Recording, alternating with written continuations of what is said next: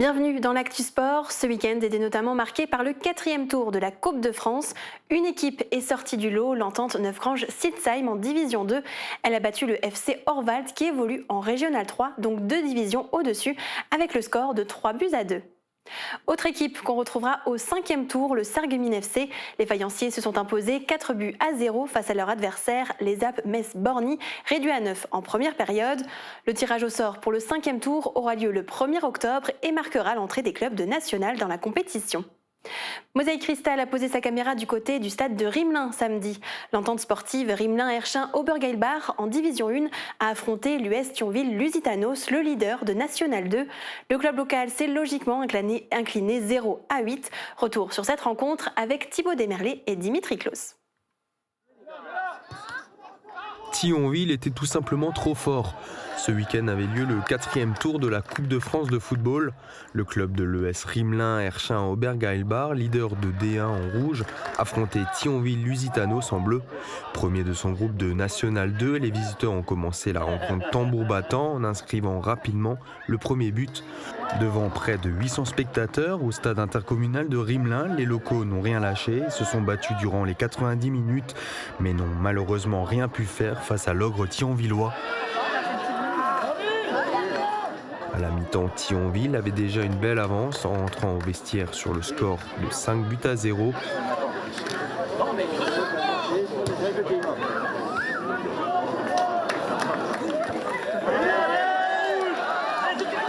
De retour sur le terrain, Rimelin a pu se procurer quelques occasions, mais c'était déjà trop tard pour tenter quelque chose.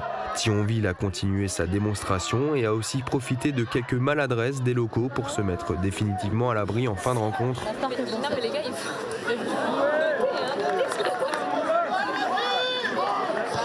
Au final, les spectateurs ont vu un match très animé puisque Thionville s'impose largement sur le score de 8-0. Une domination totale qui a rappelé les 5 divisions qui séparaient les deux clubs.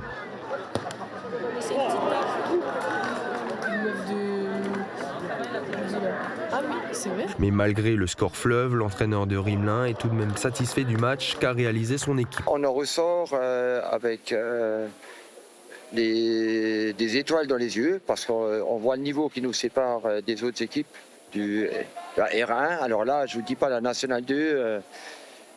Moi, ce que j'ai surtout apprécié, ils nous ont respectés. Ils ont joué, ils sont venus avec leur équipe 1, ils ont joué sérieusement dès le départ. Ils ne nous ont pas pris de haut et c'est ma plus grande fierté. Après, nous, on a fait ce qu'on pouvait, mais je suis très fier de mes joueurs parce qu'on n'a pas lâché le morceau. Et voilà, je suis content. Voilà, place au championnat maintenant. L'équipe de l'AES Aaron et Schmidt-Villers n'est plus en Coupe de France mais continue son chemin dans la Coupe du Grand Est. Elle s'est largement imposée face à Talange, équipe de Régional 3, 5-1. Ce week-end a aussi marqué la reprise de la compétition pour les équipes du club de tennis de table de Sarreguemines. Samedi a eu lieu la première journée du championnat de Grand Est Élite. L'équipe 1 de l'AS Sarreguemines tennis de table a affronté l'AS PTT Reims à domicile au gymnase du Himmelsberg. Reportage de Thibaut Desmerlet et Émilie Hazel. Un score sévère pour l'équipe 1 de l'AS Sarreguemines tennis de table. Pour sa première journée de championnat Grand Est Élite, elle a reçu à domicile l'AS PTT Reims.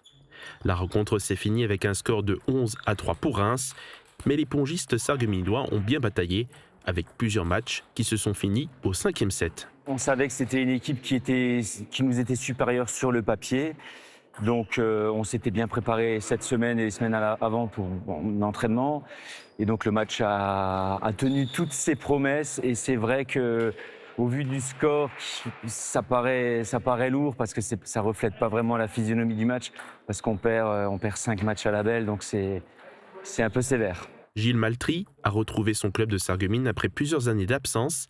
À l'origine, il était de l'équipe première de National 3. Très heureux, très ému de revoir tout le monde. Et voilà, c'est que du bonheur. C'était assez difficile, on avait une équipe assez costaud en face. On s'est tous bien battus. Et un petit peu de stress quand même pour le retour, mais bon, ça va aller en s'améliorant. Et donc cette année, ça a été vraiment une réelle satisfaction de le voir revenir avec nous, et ça nous fait vraiment plaisir de jouer avec lui. Objectif pour l'équipe 1 de Sarreguemines, gagner rapidement des rencontres et faire partie du top 3 de la poule.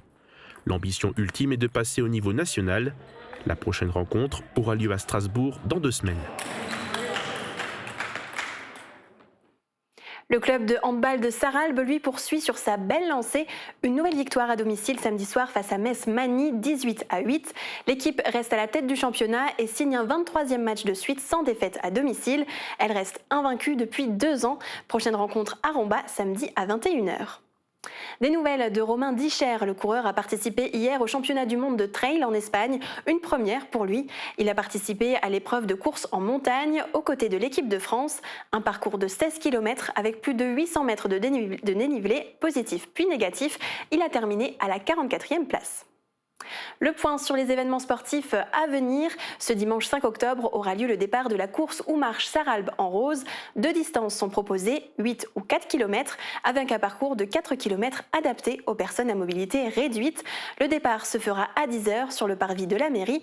Tous les bénéfices de l'événement seront reversés à la Ligue contre le cancer. Et un autre défi approche, le raid Sarre-Moselle. Les inscriptions sont closes, mais vous pourrez encourager les nombreux participants qui vont parcourir en binôme 10 km en canoë, 36 km à vélo et 7 km de course à pied. Le départ et l'arrivée se feront cette année à Bisbruck. On reviendra sur cette édition en images dans l'Actu Sport lundi prochain. Et si vous avez des résultats à nous partager, n'hésitez pas à nous contacter via nos réseaux sociaux. Passez une belle journée et à la semaine prochaine dans l'Actu Sport.